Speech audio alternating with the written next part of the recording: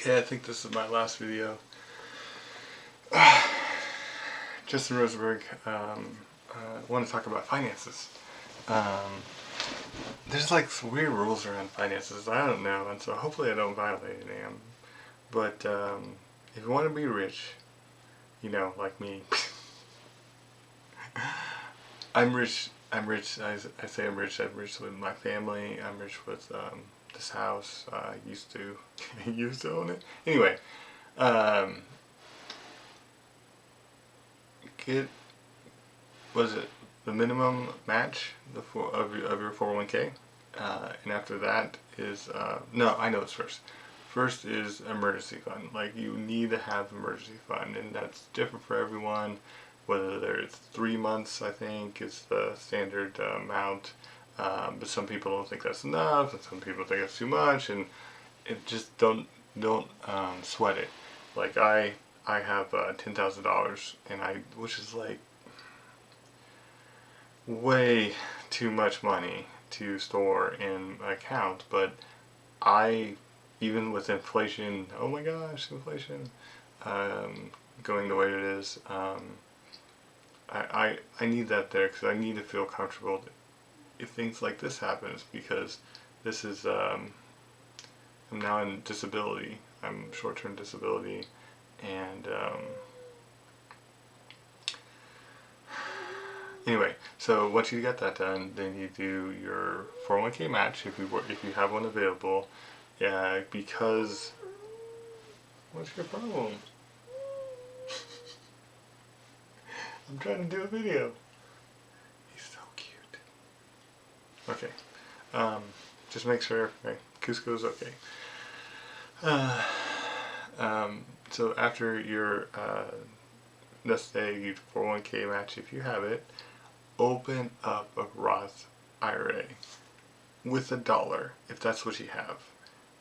Open up as soon as possible, because the way the rules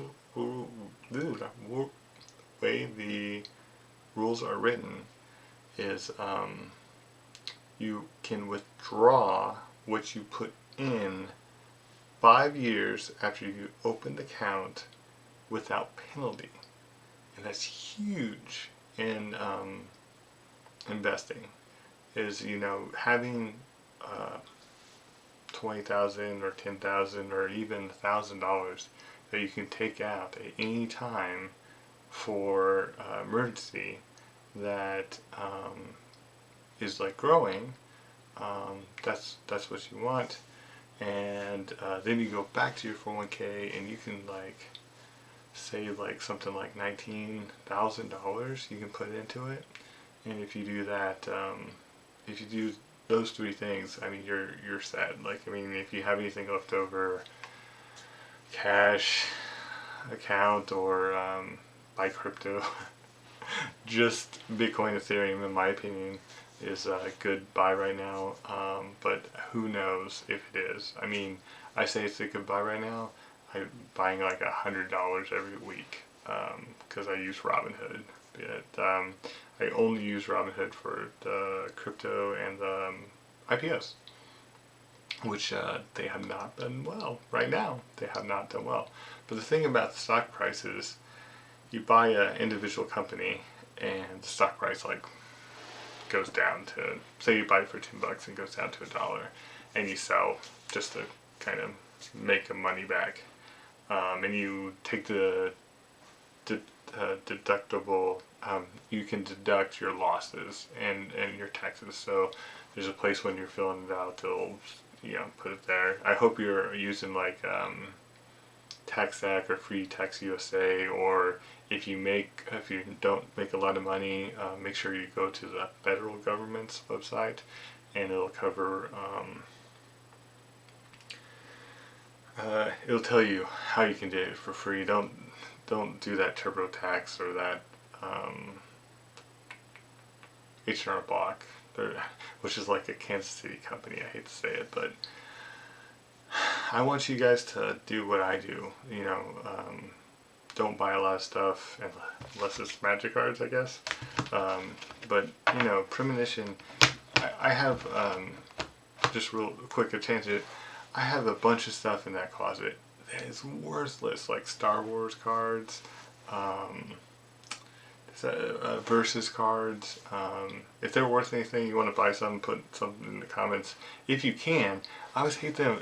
They say like the details are below. I was like, no, they're not. You're pointing at my no. You're pointing down, and what's down there is the fact that it's my TV.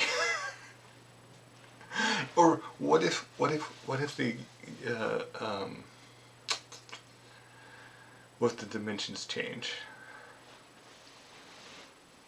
So cute.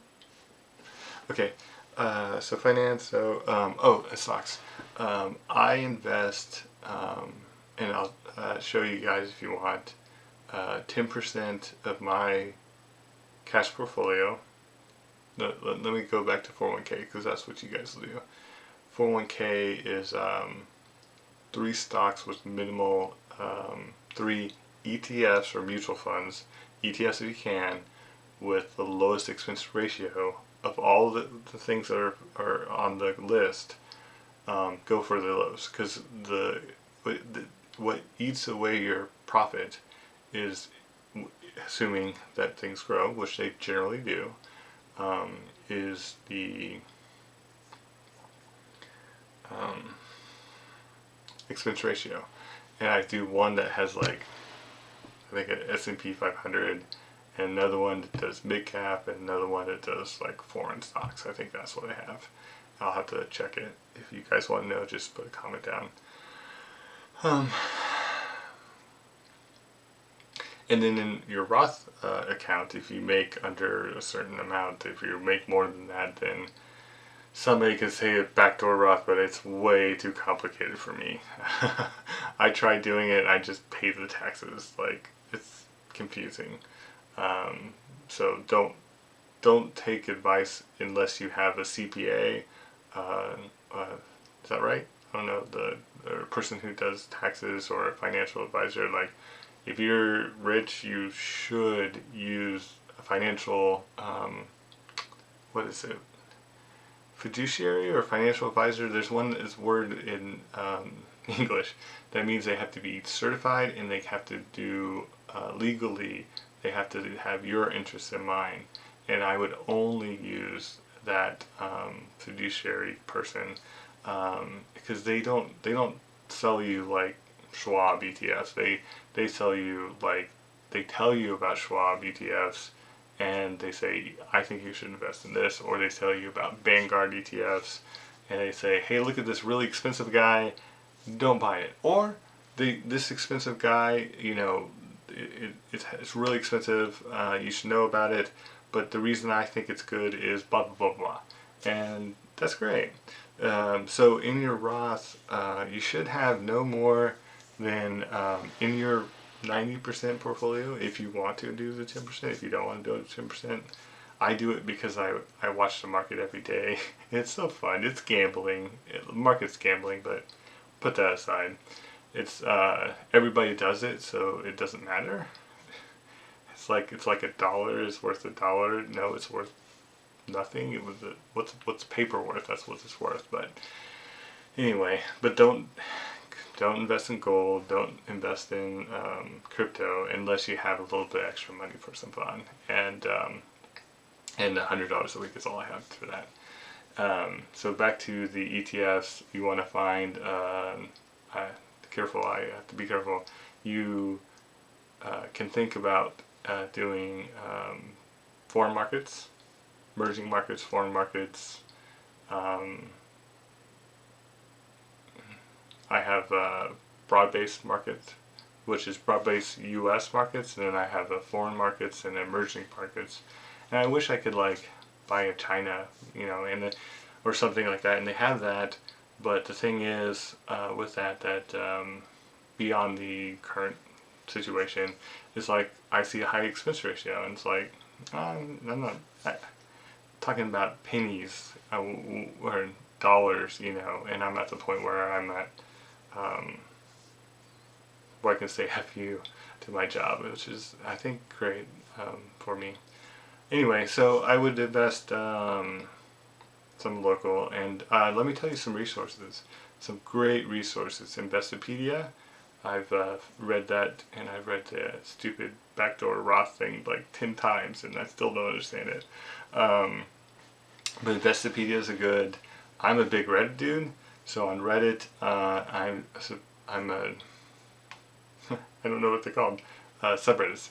Um, Investing is one that they talk about investing, and a personal finance, and it's either one, I don't remember which one, has a wiki, and they'll describe like, hey, this person suggested just one ETF. If you want to do a low cost ETF, there's just one you can do. I think it's called VTI, Vanguard's Total Index Fund, and that's great for that. I mean, that's probably smarter than what I'm doing. But I like to, beat the market. I was like up, excuse me, at one point, $30, 30% on my ETFs, and I was up 80% on my non-ETFs. If you look at my portfolio now, I think it's even. It's probably even. It's like 30-30. But what I do in my gambling is I buy a stock, and then if that stock doubles, wait till the stock doubles. If it goes down, I just, whatever.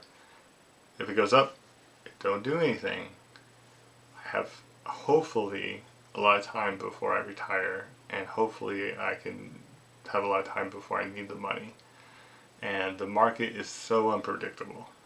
If you can predict the market, think about it. If somebody can predict the market, then they can like do the little finance, high frequency trading, and they can become the first trillionaire.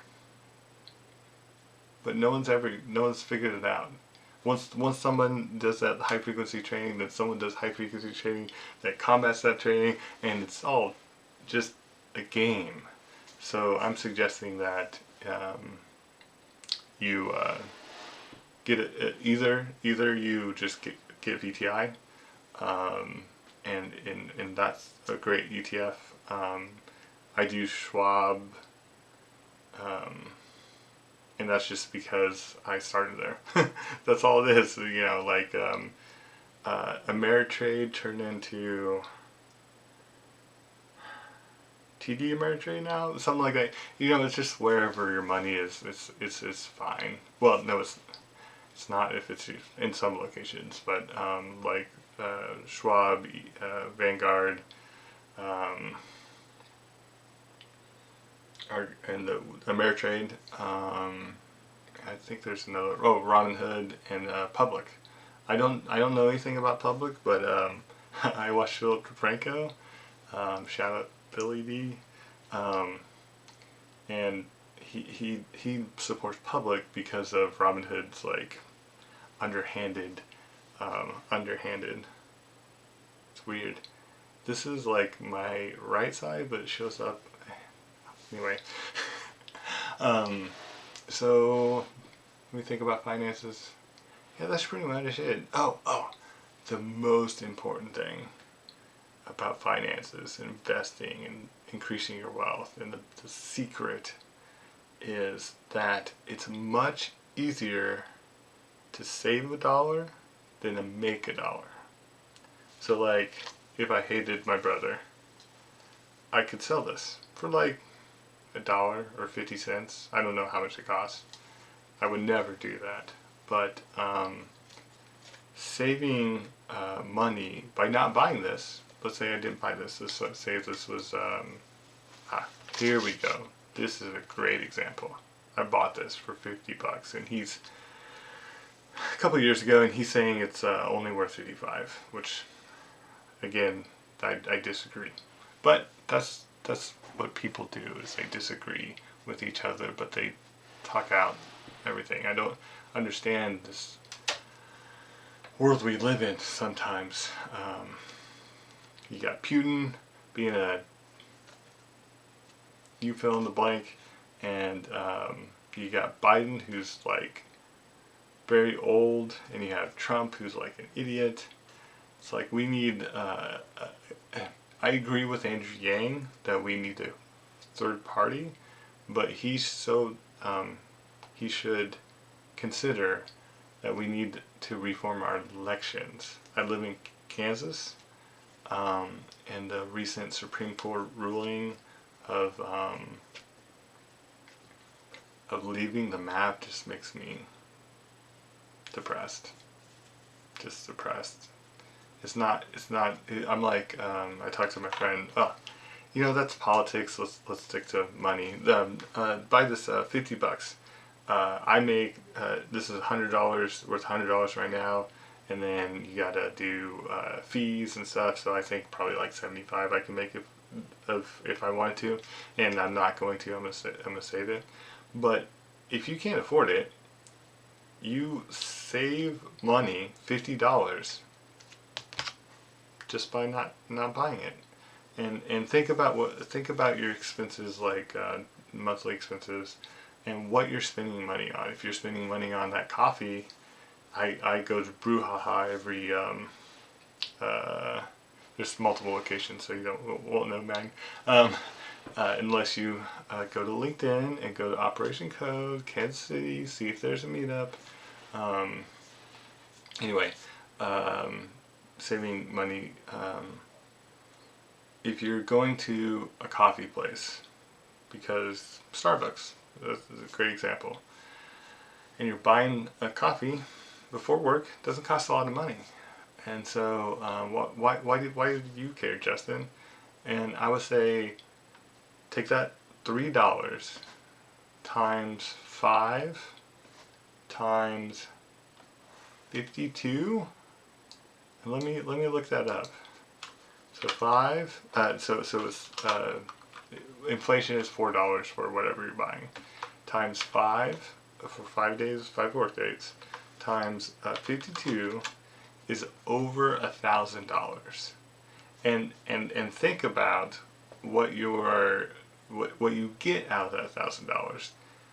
You can probably make a good, or my wife would definitely tell you there's a lot better ways to do it. She makes her coffee at home, and she's part of some mailing thing, and where they send her stuff. And if anybody asks, well, I'll find out what the name of the thing is. I don't drink coffee because I have an addictive personality. Bipolar disorder is not good for certain things. It is decent for getting a hurrahs. Dang it. I put in my contacts because I didn't like my glasses. Hazazon Tamar. But if you get a card today, I guarantee you. Ooh, hey, it's cool. All right, you get. I guarantee you, if you buy anything new today, it's not going to be worth anything tomorrow. It will. Man, I really like talking about finances. I will in the call, but so like, subscribe, tell your friends about it, and don't send me any money because I don't want it.